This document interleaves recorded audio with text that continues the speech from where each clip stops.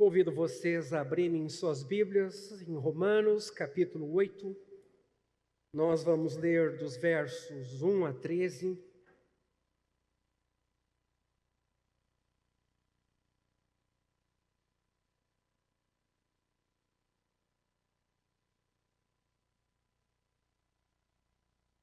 Fizemos já um bom caminho até aqui, quase na metade dessa carta, uma carta grande, volumosa, densa.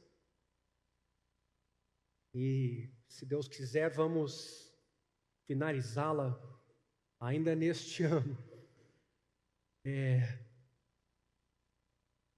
Agora, pois, já não existe nenhuma condenação para os que estão em Cristo Jesus. Porque a lei do Espírito da vida, em Cristo Jesus, livrou você da lei do pecado e da morte. Porque aquilo que a lei não podia fazer por causa da fraqueza da carne, isso Deus fez enviando o seu próprio Filho, em semelhança de carne pecaminosa e no que diz respeito ao pecado. E assim Deus condenou o pecado na carne a fim de que a exigência da lei se cumprisse em nós, que não vivemos segundo a carne, mas segundo o Espírito.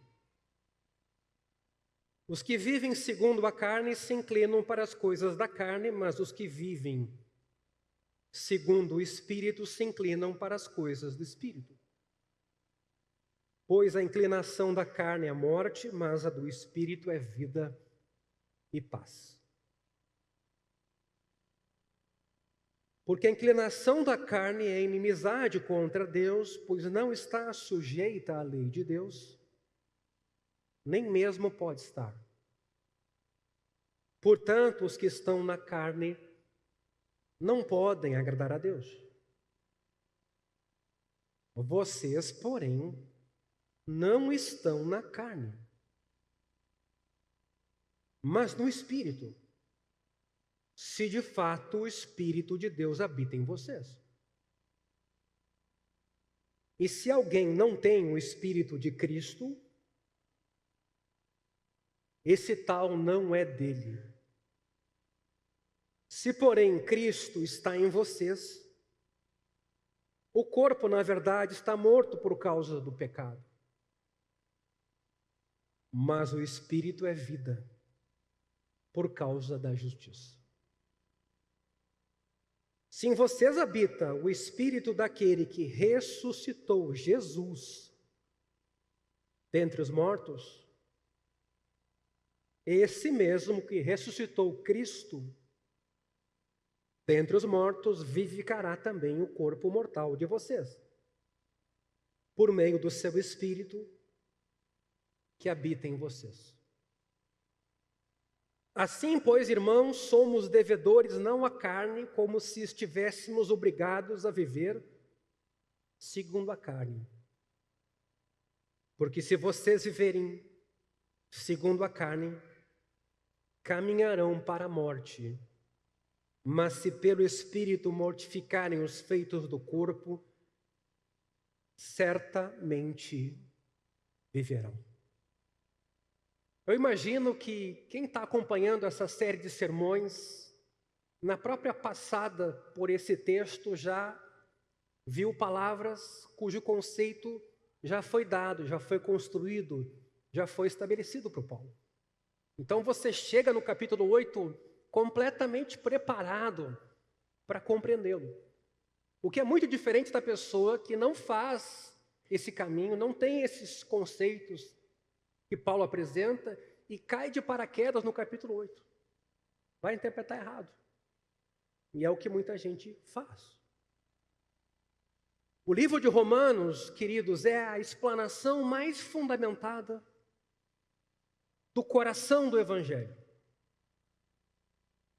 É a investigação mais emocionante de como o Evangelho opera no coração do ser humano. É por isso que Se você não está acompanhando essa série, se você perdeu alguma, vá lá no nosso canal do YouTube e pegue ela. É preciosa. Os 7 primeiros capítulos que vimos até aqui explicam as verdades maravilhosas do Evangelho. Por exemplo, justificação pela fé, a nossa união com Cristo no batismo, a salvação somente por meio de Jesus e não por meio das obras. A gente viu tudo isso extensamente, repetidamente. Esses capítulos, até então, trataram disso com profundidade. Mas agora nós chegamos na segunda metade do livro de Romanos. Sim, há essa divisão. Essa segunda metade. Nos capítulos 8 a 16, Paulo vai continuar a responder à questão que ele propôs lá no capítulo 5, 6 e 7, qual seja, como a fé no Evangelho de Cristo leva a uma transformação real na vida. Hoje há crentes, descrentes disso. Esse tema é extremamente importante. Eu vou dizer um pouco mais a respeito desse assunto em breve. Aquilo talvez que para você é uma coisa óbvia, eu preciso dizer que tem hoje gente defendendo que não é. Como a fé no Evangelho leva a uma transformação real da vida humana. É bom lembrar que Paulo escreveu para a igreja de Roma por volta do ano 57, dizem os estudiosos, 57 depois de Cristo. Durante já a sua terceira viagem missionária, um Paulo já mais maduro, muito provavelmente escreveu de Corinto, na Grécia. A igreja era composta por judeus e gentios convertidos, que eram cristãos comprometidos, mas eram cristãos jovens. Embora Paulo ainda não os conhecesse pessoalmente, sabia que a sua maior necessidade era do Evangelho. Contudo, ele não queria que eles compreendessem apenas o Evangelho, mas Paulo desejava que eles amassem e vivessem o Evangelho. E a diferença a respeito disso é grande. Você perguntar para alguns hoje o que eles entendem por justificação, por fé e graça, um dos fundamentos da reforma, eles até poderão te explicar detalhadamente, citando até autores a respeito desse assunto. Mas às vezes isso não é uma realidade na vida dessas pessoas. Tim Keller, por exemplo, diz que o cristianismo não é, acima de tudo, uma questão de cabeça ou vontade, é uma questão de coração. Um coração em que o Espírito Santo habita e que está embebido do Evangelho. Eu vou repetir. O cristianismo não é, acima de tudo, uma questão de cabeça ou vontade, é uma questão de coração. O centro da nossa vida. Não quer Ele coisas periféricas nossas. Ele quer a gente.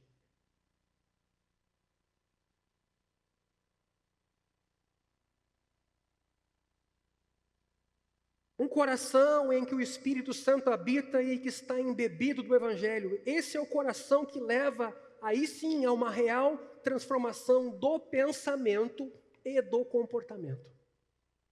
Do contrário, isso não vai acontecer. Em certo sentido, Romanos, dos capítulos 8 a 16, é apresentado em 2 sessões, cada qual iniciada por um pois. Aqui, versículo 1, temos um pois. Agora, pois, já não há condenação alguma para os que estão em Cristo. Esse é um resumo de todo o fundamento da confiança cristã. O povo de Deus não é chamado a ficar desesperado, é chamado a confiar.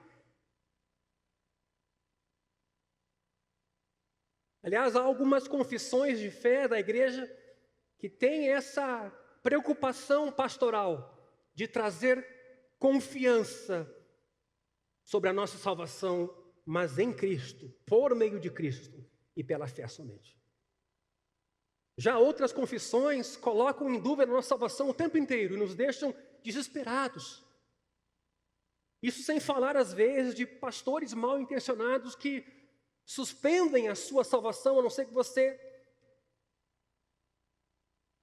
contribua, que você tenha certas atitudes, certas devoções.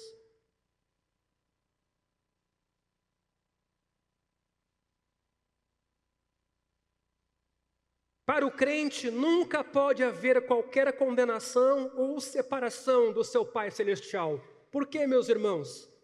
Por causa da obra do seu Filho na cruz e da obra do Espírito em nosso coração.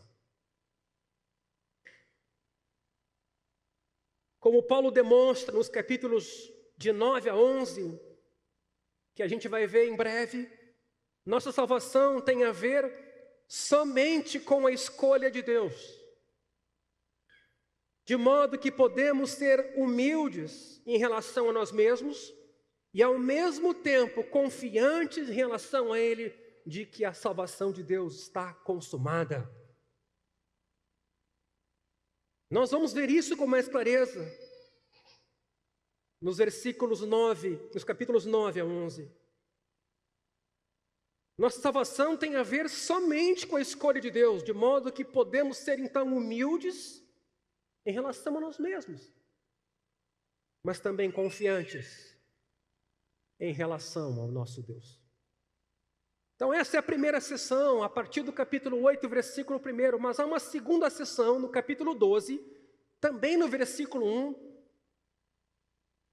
e lá tem um portanto. Portanto, irmãos, pelas misericórdias de Deus, peço que ofereçam o seu corpo como sacrifício vivo, santo e agradável a Deus. E não vivam conforme os padrões deste mundo, mas deixem que Deus os transforme pela renovação da mente. Esse é um resumo de toda a vida cristã. A vida do crente é uma vida de gratidão. Vivemos para agradar o nosso Pai Celestial, obedecendo a Ele mesmo que nos custe algo ou tudo, mesmo que seja inconveniente. O restante de Romanos, então, nos mostra como podemos nos apresentar como esse sacrifício vivo. Ele vai a cada área da vida, a cada aspecto do dia a dia, e torna isso prático, concreto. Queridos, no século XX, o grande pregador galês Martin Lloyd-Jones escreveu sobre Romanos o seguinte: é uma das maiores entre todas as joias. Alguém disse que em toda a Escritura a pedra ou coleção de pedras mais brilhante, mais reluzente e cintilante é a carta de Romanos, e que dentre elas o capítulo 8 é a gema mais resplandecente da coleção. O capítulo de Romanos mais comovente é esse. Finaliza o autor, o capítulo 8. Um dos trechos mais maravilhosos do livro de Romanos se encontra no próprio versículo 5 do capítulo 8. Quando Paulo resume como você se transforma de dentro para fora. Como você muda de uma maneira profunda. O texto diz: os que vivem segundo o Espírito se inclinam para as coisas do Espírito. Na nova tradução da linguagem de hoje, os que têm a sua mente controlada pelo Espírito. Porque de fato a palavra no seu original ali faz essa associação com mentalidade. Para crescermos em Cristo e sermos transformados em alguém como Cristo, não se engane, precisamos firmar nossa mente nas coisas espirituais, como foi cantado hoje aqui, abre os olhos do meu coração.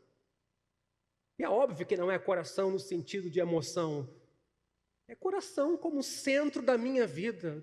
Deixa eu enxergar Deus nessa vida, quando eu não enxergo o Senhor. Me ilumina. Prestem atenção. Isso aqui pode mudar a tua vida.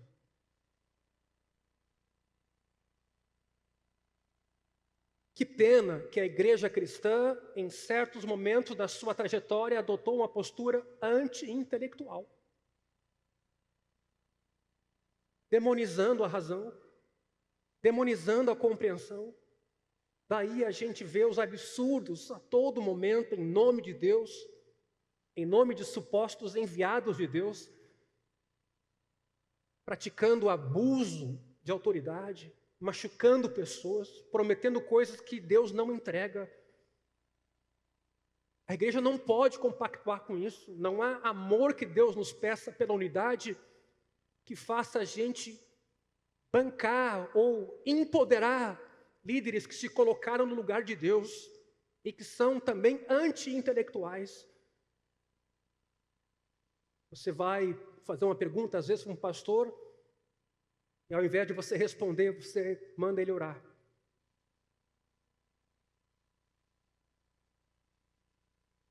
A gente não é obrigado a saber tudo. Mas a gente, quando não sabe, vai buscar informação, indica literatura, vai estudar o assunto, volta depois com uma resposta. Infelizmente, se criou essa falácia de que ser do Espírito é ser anti-intelectual, anti-racional. E nós vamos ver nesse texto aqui que não tem como. Romanos 12, acabamos de ler, transformação de mente. Vocês vão ser renovados por uma transformação de mentalidade, de cosmovisão, de leitura de mundo. É uma mudança integral. Para crescermos em Cristo e sermos transformados, eu quero que você saia daqui nesta manhã com essa ideia, até você que está nos visitando, talvez está ouvindo isso pela primeira vez. Para sermos transformados, crescermos em Cristo, nós vamos precisar focar nossa mente nas coisas espirituais, nas coisas do alto. Precisamos aprender a meditar e a pensar no Evangelho até que ele se torne o nosso dia a dia, algo real para o nosso coração e alicerce, fundamente tudo aquilo que a gente faz. Para você não ter o domingo como um dia religioso e os demais dias da semana um ateu. Por isso que a igreja não se resume ao templo. O culto domingo é importante, mas nós somos igreja onde nós estamos. E a nossa preocupação também aqui como igreja do caminho não é viver dentro do templo, é ser luz lá fora. Mas há igrejas que vivem de eventos, porque tudo se reduz ao que acontece naqueles momentos. É uma pena.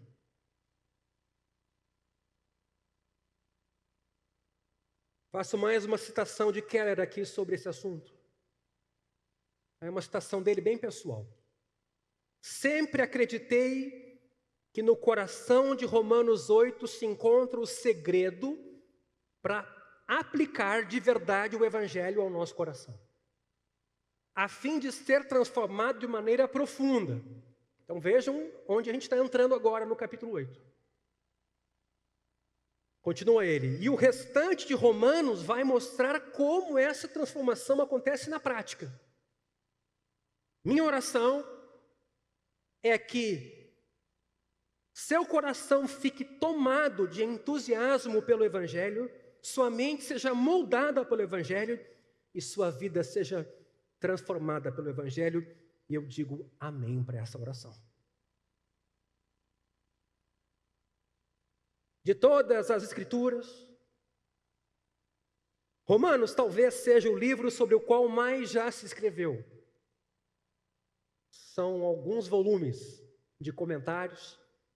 Eu me lembro de um dos primeiros, do Martin Lloyd Jones mesmo, que era, nem lembro o número aqui, talvez até alguém tenha, mas são mais de 10 volumes. Um negócio desse tamanho assim. Costuma Romanos ser objeto também de discussões tensas, e os capítulos 9 a 11 estão entre os mais difíceis de toda a Bíblia. tanto em relação ao entendimento quanto à apreciação do que vai ser apresentado ali. Mas feita essa introdução, vamos em frente. Versículo 1.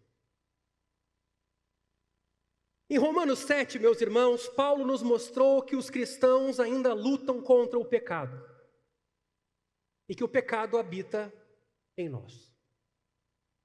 Veja o versículo 15 de Romanos 7. Paulo escreveu: não faço o que prefiro, e sim o que detesto.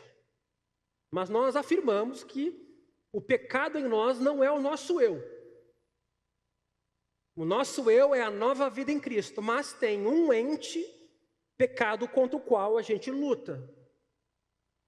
E Paulo não nega essa luta. Todavia, ao mesmo tempo, os cristãos experimentam uma revolução na consciência. Isso é interessante e acontece com quem nasceu de novo. Um verdadeiro asco pelo pecado. E agora uma incapacidade de ter prazer duradouro no pecado. Então, quer dizer, quando a gente nasce de novo, e nosso coração de pedra é transformado em coração de carne, a gente passa a desejar Deus. Sem isso, nosso coração continua de pedra.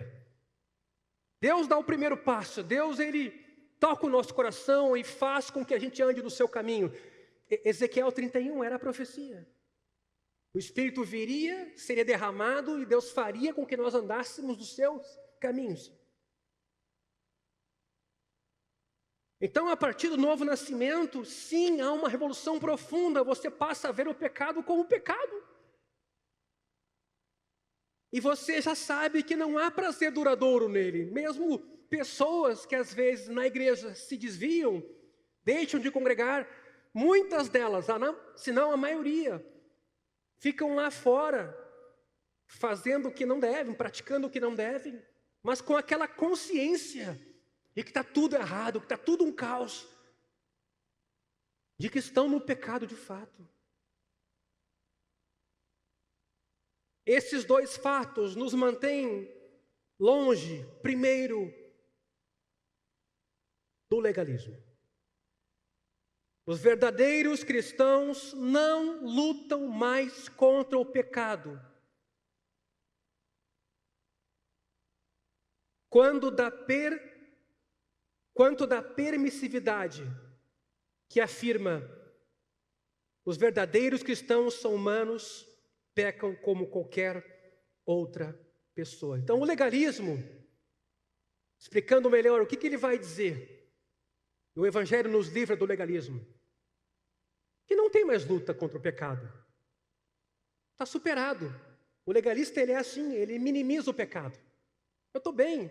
Ele chega para uma Santa Ceia, por exemplo, ele olha para o lado, para frente, para trás, ele se acha superior, ele se acha quites com Deus. E ele está cego, está baseando toda a sua justiça em justiça própria.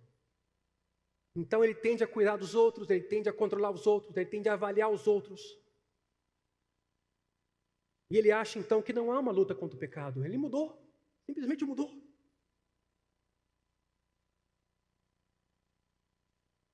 Mas o Evangelho também nos mantém longe da permissividade que afirma que os verdadeiros cristãos são humanos, pecam como qualquer outra pessoa.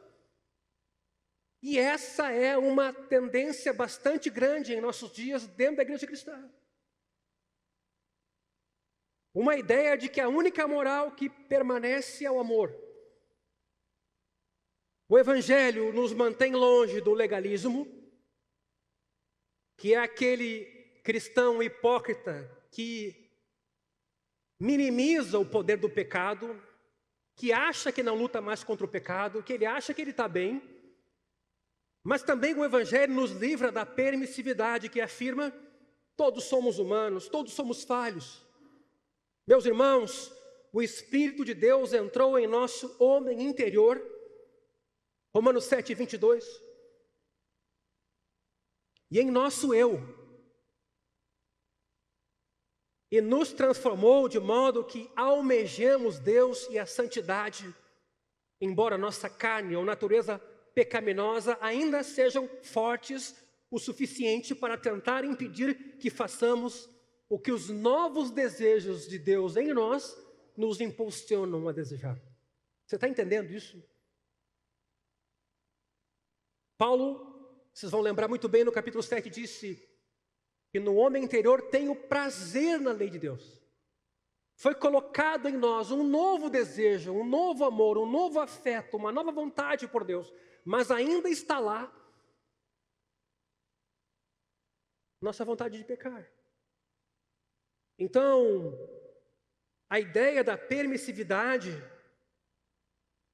não encontra amparo na Escritura, porque o nosso interior foi visitado e nós fomos capacitados a amar, a buscarmos santificação e a lutarmos contra o pecado. Todavia, Romanos 7 não diz tudo sobre a vida cristã. Nossa nova condição, que essa dupla natureza, pode nos levar a mais aflição, a não ser que a gente ande no Espírito, conforme o versículo 4 do capítulo 8.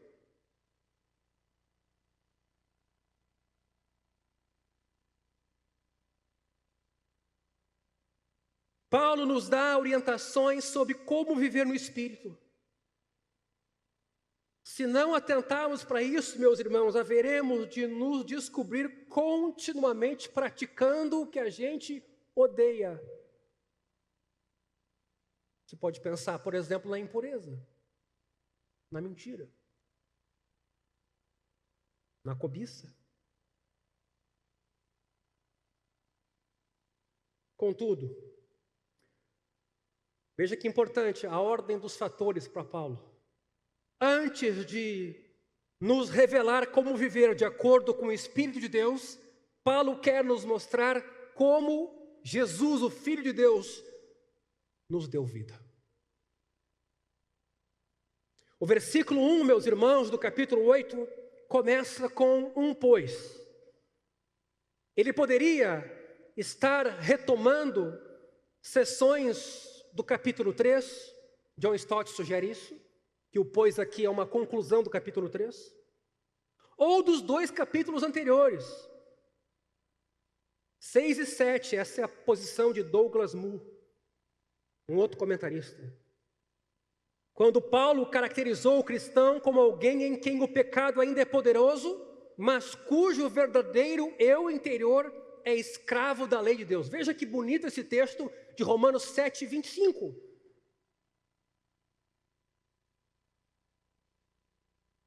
Escravo da lei de Deus, e que agora anseia por ser resgatado do corpo desta morte.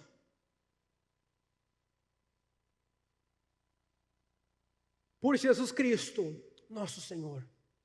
É assim que terminou o capítulo 7. Escravo da lei de Deus.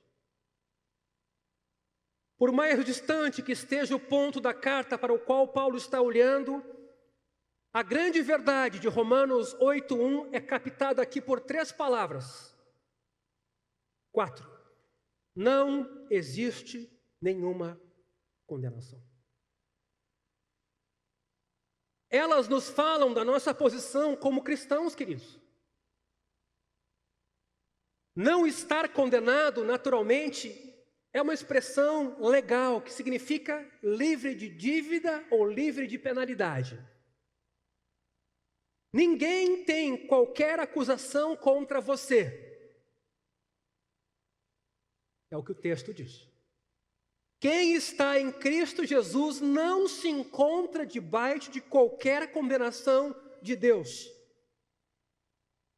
Paulo já disse a mesma coisa em Romanos 5, versículos 16 a 18. Eu queria que você prestasse atenção nisso agora. Especialmente você que vem de uma tradição ou de tradições em que a tua salvação sempre é colocada em dúvida.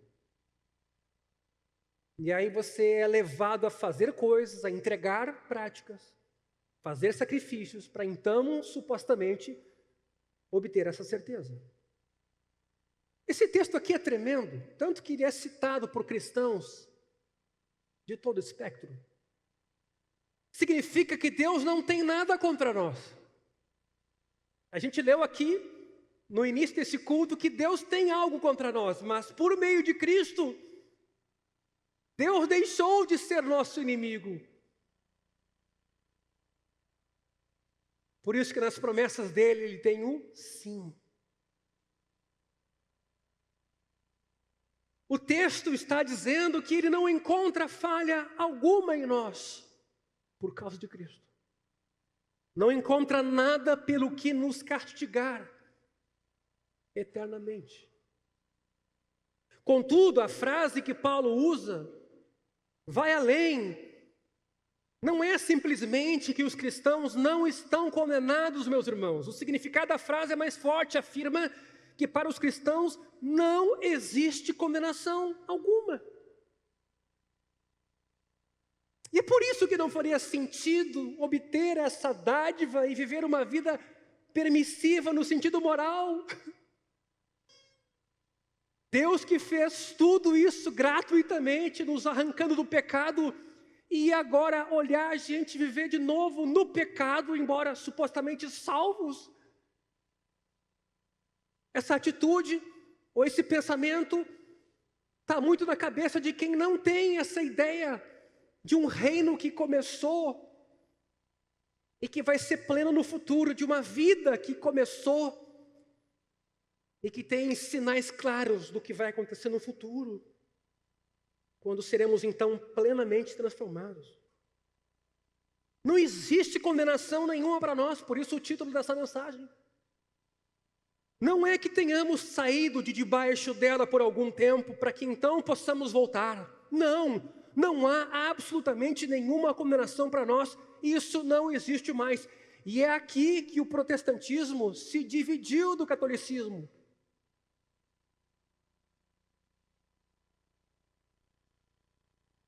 Os reformadores pegaram essa pedra de alicerce, a obra de Deus em Cristo.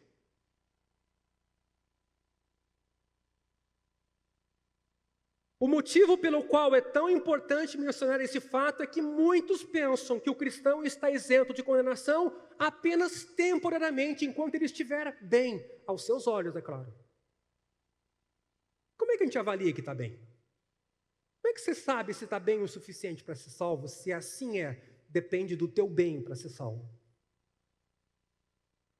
E é isso que levou a gente ao desespero, em vias da morte, diante de situações delicadas na vida. No último momento da sua respiração, houve pessoas que, será que Deus vai me salvar? Será que Deus me ama? Eu me lembro acompanhando uma senhora idosa no final da sua vida. Ela não esperava que a morte fosse chegar. Fez uma cirurgia que gerou complicações. Não conseguiu mais sair do hospital e morreu. E eu me lembro de ter falado com ela. Tudo que eu queria era poder sair daqui e fazer o que eu não fiz. A angústia dela e, de novo, a ênfase por fazer depender sua salvação dos méritos dela. Isso não é evangelho. Sempre mais há a fazer. E mesmo às vezes o bem que a gente acha que fez, provado aos olhos de Deus, pode não ter todo esse bem assim. Foi por vanglória, foi por ciúme, foi por vaidade. Por isso que esse não é o caminho que Deus proporciona para a nossa salvação, o caminho da lei. O caminho que Deus proporcionou para a nossa salvação é o caminho de Cristo, da graça de Cristo, por meio da fé na justiça de Cristo. E ali não há nenhuma condenação. Estar em Cristo. Ou seja,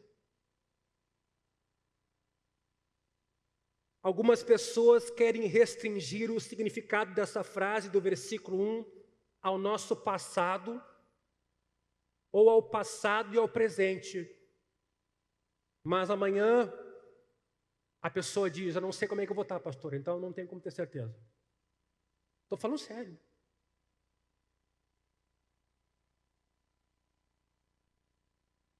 Mas Paulo está sendo categórico ao dizer que a condenação não mais existe de modo nenhum para o crente.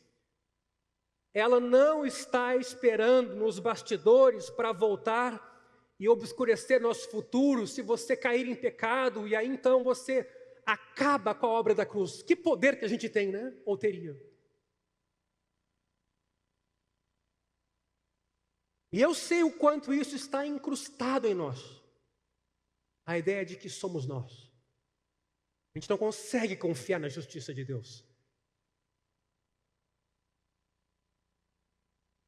Muitos creem que os cristãos que confessam o pecado e passam a levar uma vida correta estão perdoados. E naquele momento não estão condenados. Mas eles acreditam que caso eles pequem, voltam a ficar debaixo de condenação. Eu não vou pedir para levantar a mão aqui, mas eu tenho certeza que um bom número aqui desse grupo, ainda que a gente venha tratar desse assunto já, tenha tratado há um bom tempo, no coração sente isso.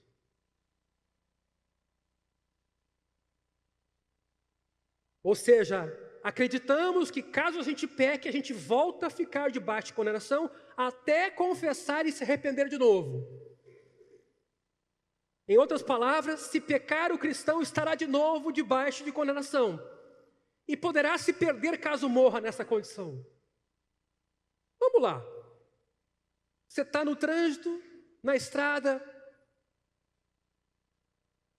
discutindo com a esposa, de repente uma carreta atravessa o seu caminho, você ofendeu a esposa, e infelizmente você vem a morrer. Ah, que pena, no minuto sinal, vou para o inferno. Você está brincando.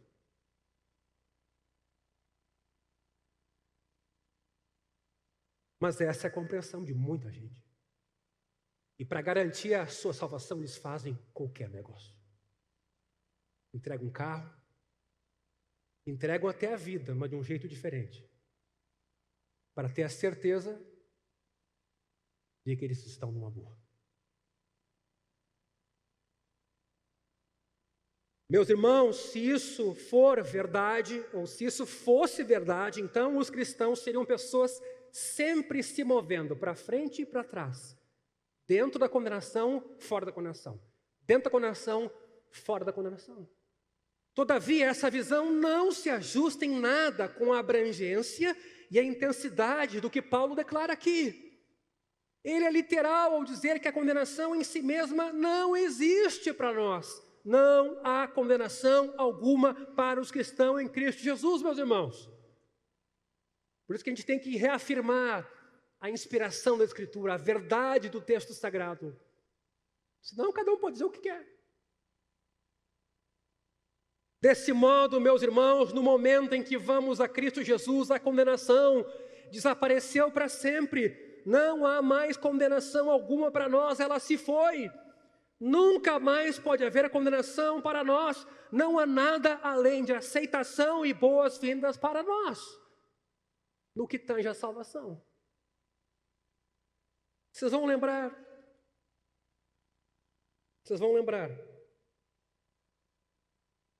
Quando a gente leu Romanos capítulo 4, e citou no versículo 8, bem-aventurado aquele a quem o Senhor jamais atribuir pecado. É o tipo de texto que prevê coisas futuras. Ou você acha que eu não vou pecar até morrer? É certo. Mas a obra de Cristo não é vulnerável assim. Ela é uma obra eterna. Nenhuma condenação há para quem está em Cristo Jesus. Porque Deus também não quer que você sirva a Ele por medo. Deus quer que você sirva a Ele como um pai, em amor, em devoção, sabendo de onde você foi tirado e onde você foi colocado. Nós somos uma família.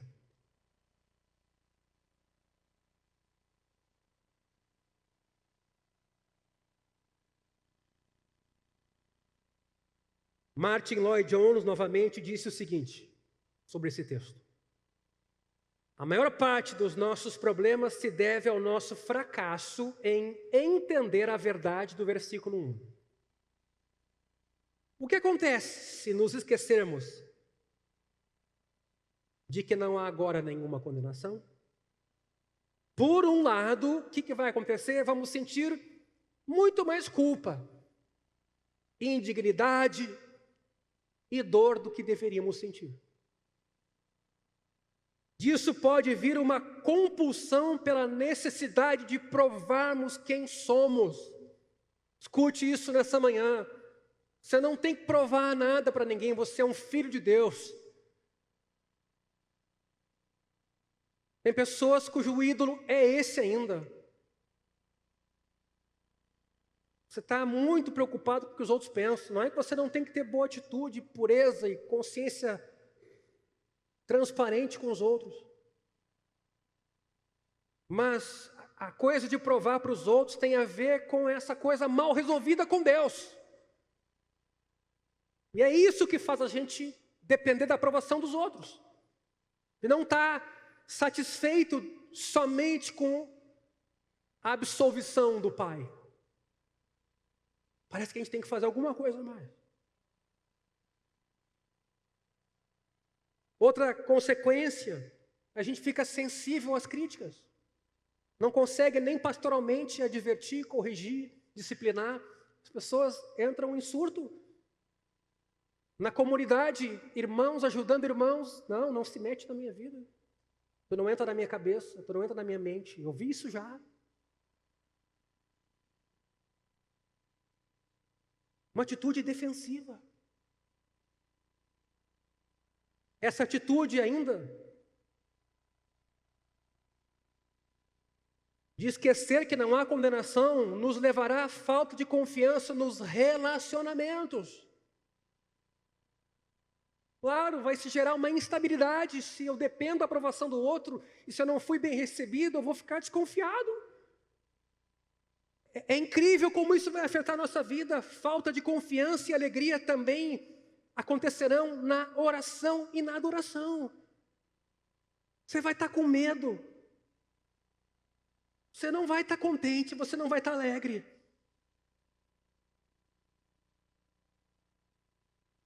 Por outro lado, queridos, se a gente esquece essa verdade de que não há nenhuma condenação, não teremos motivação para levar uma vida santa. E não santa no sentido verdadeiro da palavra. Não adianta ter medo de Deus. Santa no sentido de pureza mesmo, refletindo a imagem do nosso Pai.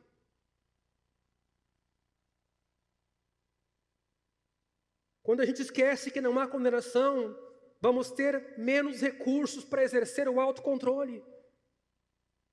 Cristãos que não compreendem que não há condenação só obedecem por medo e obrigação, o que não é uma motivação nem de perto poderosa quanto o amor e a gratidão são.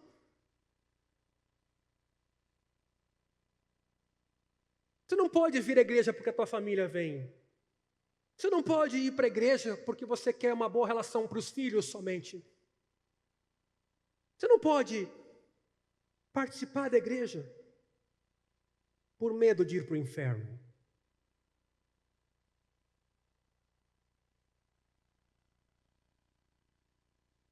Se não compreendemos toda a maravilha do não há condenação alguma, talvez entendamos cada uma das palavras do restante de Romanos, mas não pegaremos o sentido completo delas. Lloyd Jones resumiu esse problema com uma ilustração.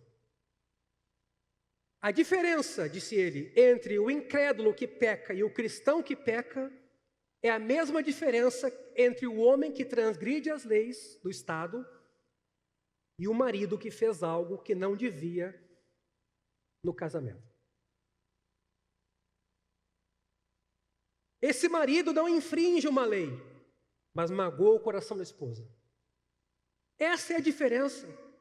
Não se trata mais de uma questão legal do casamento em si, da formalidade do casamento em si, mas é o relacionamento dos cônjuges, é do amor. O homem não deixa de ser marido porque eles têm uma briga e ele magoa ela. A lei não tem nada a ver com esse assunto. Eles casaram no civil e estão casados. Em certo sentido, o problema agora é pior do que a condenação legal, o próprio divórcio em si.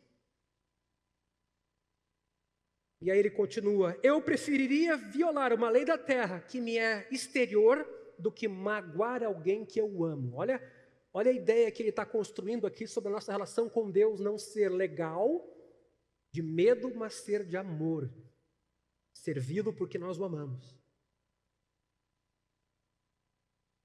Então, quando o marido magoa a sua esposa, você peca. Você peca contra o amor. Portanto, você pode e deve se sentir envergonhado, mas não condenado, pois isso seria colocar-se outra vez debaixo da lei. Que bela ilustração aqui desse autor a respeito do significado de não estar condenado. Meus irmãos, o versículo 1 nos lembra do argumento central de Paulo em Romanos, do capítulo 1 a 7. Não há condenação alguma pelo pecado para os que creem. O versículo 2 explica um segundo aspecto da vitória divina em nosso favor sobre o pecado. Também não há escravidão alguma. Veja o versículo 2. A lei do Espírito da vida em Cristo livrou você da lei do pecado e da morte. Ao mesmo tempo em que não há condenação para os que creem,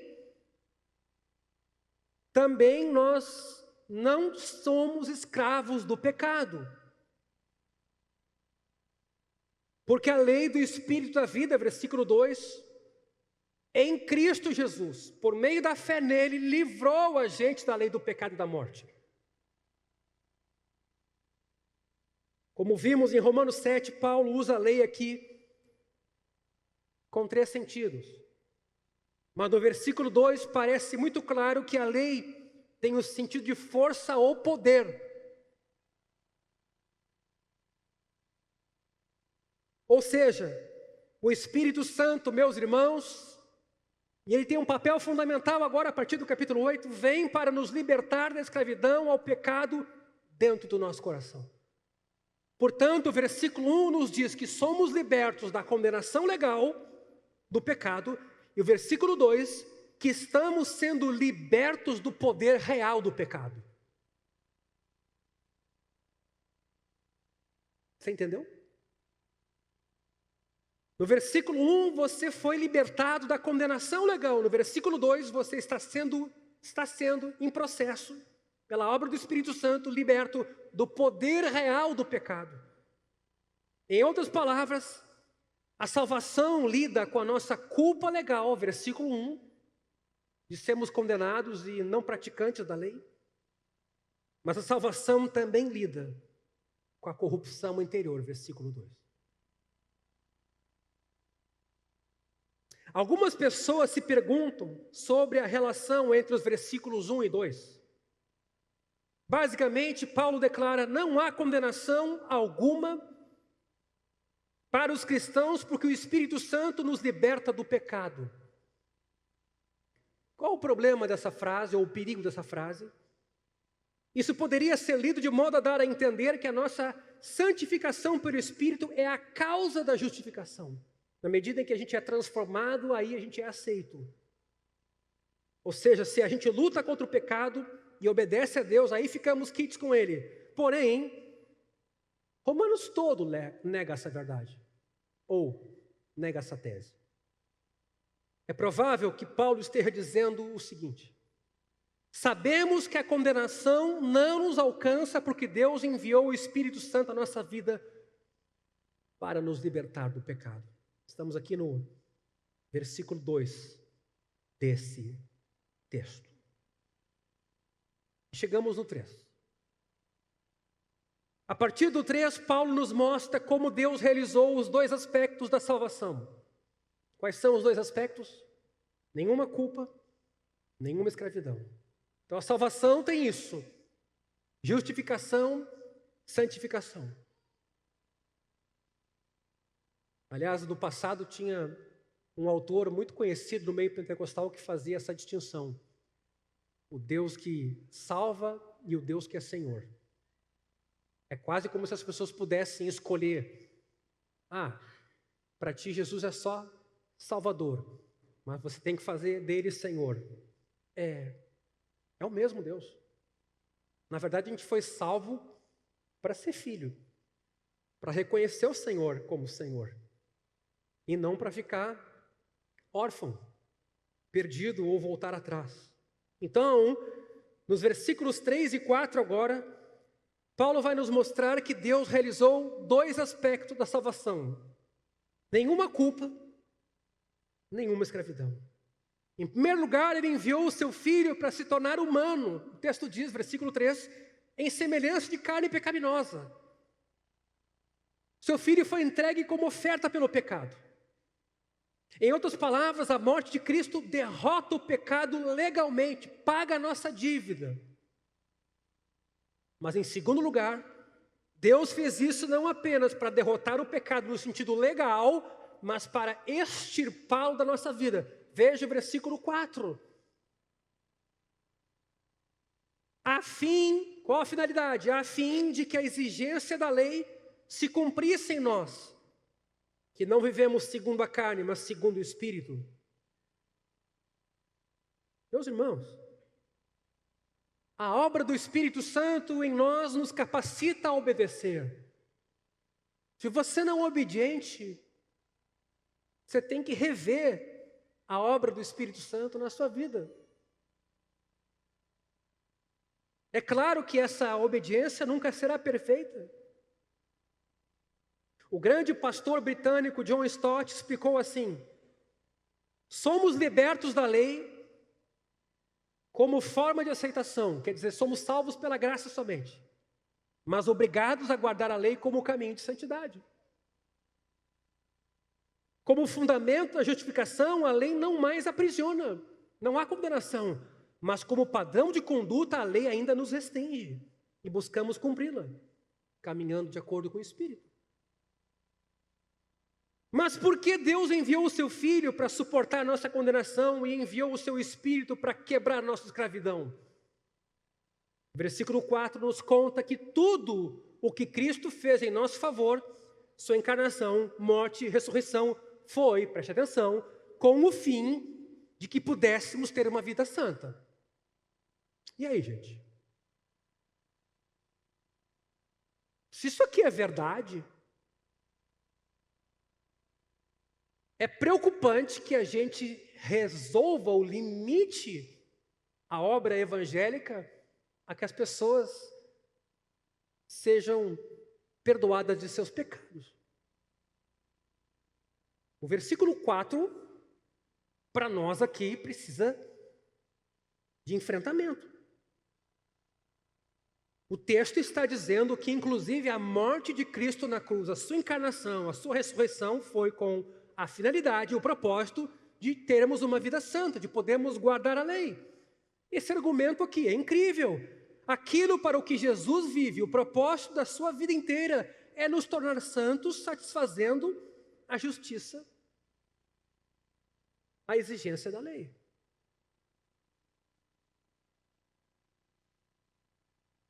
Esse é o maior motivo possível para termos uma vida santa.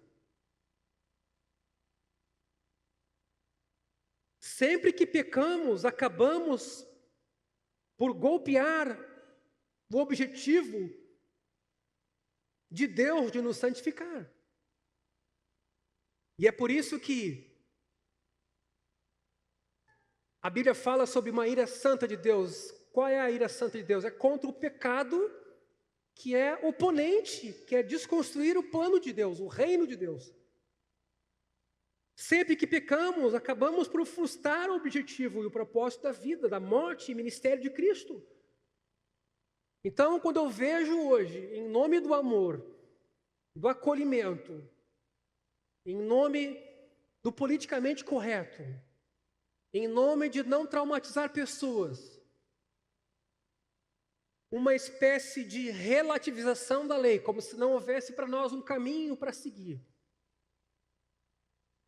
E quando eu vejo também que a própria ciência nos dá sinais de que estamos indo por um caminho errado, de gente não cristã do campo acadêmico, alertando para os perigos do uso de hormônios em crianças, perigo das mudanças de sexo, os aspectos irreversíveis de tais práticas. Quando a gente começa a ver um alarde todo, eu espero que, pelo menos por isso, a igreja se dê conta de que temos um Deus moral, há um caminho moral que não pode ser relativizado. Eu não sei se você está entendendo que por esse texto, quando Deus veio ao mundo por meio de Jesus, Ele veio para nos salvar, sim, mas num sentido mais amplo. Salvação aqui inclui santificação. Não é, isso é fundamental, não é pegar você e perdoar dos seus pecados e agora dizer, vai, vive a tua vida aí. Não, é trazer você para uma nova vida e te ensinar agora a caminhar de um jeito oposto ao que você caminhava. Porque é nesse tipo de vida que você vai ser pleno no futuro. Você está se preparando agora para o que vai ser pleno no futuro. Não faz sentido aqui comer, beber e se corromper para de repente, num estalar de dedos, agora eu estou no céu em meio aos anjos. Não, Deus começou uma obra que está aperfeiçoando em nós e que será plena no futuro. Não faz sentido alguém que se diz cristão ser perdoado e ser amoral ou imoral. Não faz sentido. Com todo o amor que a gente deve às pessoas. Com todo o respeito que a gente deve às pessoas. Com a consciência de que a gente não vai pela força mudar ninguém. E de que ninguém é menos porque adota, digamos, um comportamento sexual diferente.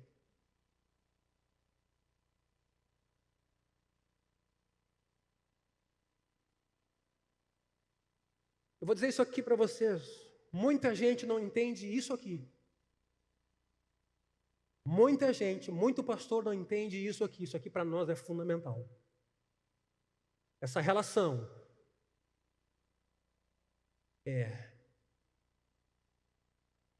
entre a justificação e a santificação como a mesma obra de salvação.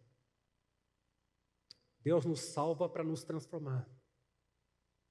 Deus nos salva para nos santificar. Deus nos salva para sermos conformes à imagem do seu Filho. Romanos capítulo 8, a gente vai chegar lá. Deus não só perdoa os teus pecados, Deus diz, vai e não peca mais. Mas a gente está vivendo hoje uma realidade eclesiástica bastante complicada.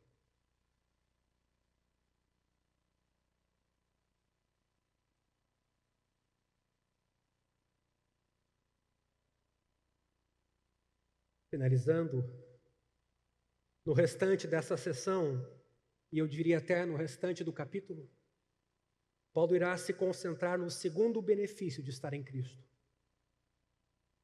vencer o pecado. Afinal de contas, como ele mostrou em detalhes profundos no capítulo 7, não só não há esperança de salvação para nós em nós mesmos, é por meio de Cristo. Como não há esperança de obediência por nós mesmos. Para que haja qualquer mudança real, não podemos depender de esforços apenas. Precisamos da obra do Espírito em nós. Por isso o tema agora de outubro, a nossa conferência, o Espírito e a Igreja. Como vencemos o pecado com o Espírito, meus irmãos? Ou, em outras palavras, como vivemos segundo o Espírito, versículo 5. Do modo que nosso homem interior realmente deseja. E isso se remete a Romanos 7, 22. Veja lá. Prazer na lei de Deus. As pessoas que fazem isso são aquelas que pensam nas coisas do Espírito, Romanos 8:5. Paulo diz que a conversão, aliás, que a conexão entre viver e pensar é muito estreita. Literalmente, Paulo afirma o seguinte: para aqueles que vivem de acordo com a carne, o que importa são as coisas da carne, mas para aqueles que vivem de acordo com o Espírito, o que importa são as coisas do Espírito. Em outras palavras, Aquilo em que você firmou sua mente determina o seu estilo de vida e personalidade. E eu estou finalizando e preste atenção nessa conclusão agora. O que significa considerar algo importante ou firmar a mente em certa coisa? Considerar algo importante para nós não é só pensar sobre isso. Significa concentrar a atenção em algo com intensidade. Se preocupar com aquele assunto. Ter a sua imaginação cativa em relação a ele. William Temple, arcebispo de Cantuária, no século XX, certa vez ensinou. Olha o que ele escreveu. Sua religião é o que você faz na sua solidão.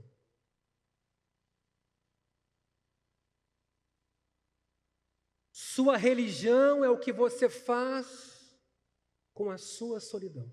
Ou seja, onde quer que a mente vá com maior naturalidade e liberdade, quando não há mais nada que a distraia, é para isso que você de fato vive.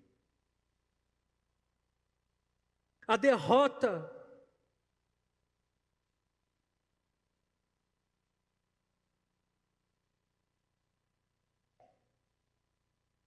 do pecado em nossa vida começa em nossa mente. Onde está o seu coração, ali está a sua religião. Sua vida é moldada, seja lá porque for aquilo que mais preocupe o seu pensamento. Embora você com a boca fale outra coisa. A derrota do pecado em nossa vida começa na nossa mente, e a vitória sobre o pecado nada mais é que o resultado de uma mente renovada pelo Espírito.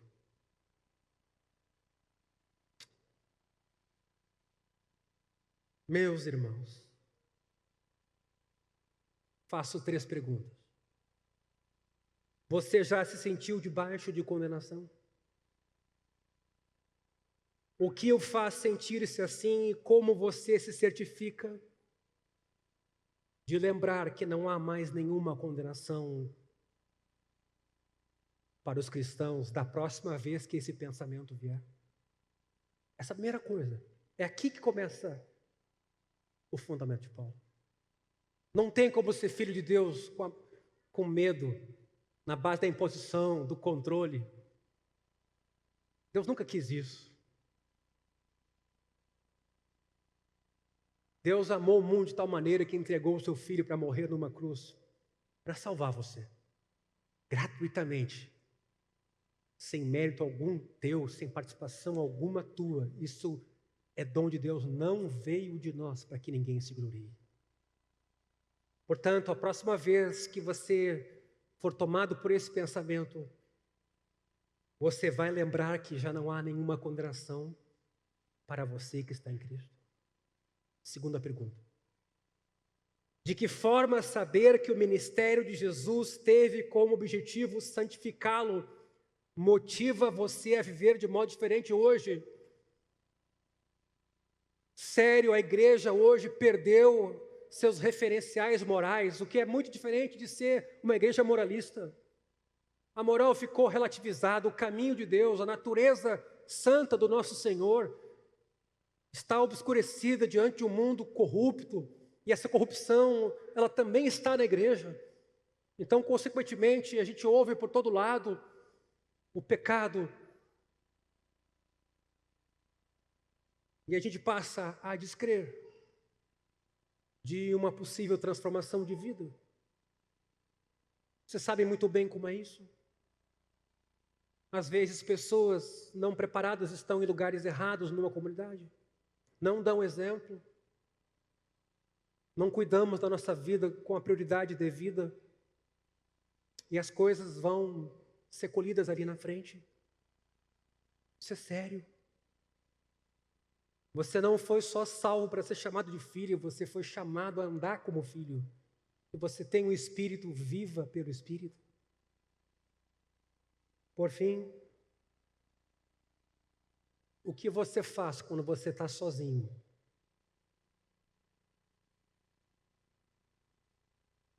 E o que você fará para colocar seu coração, seus pensamentos no Evangelho de Jesus? Baixa a tua cabeça.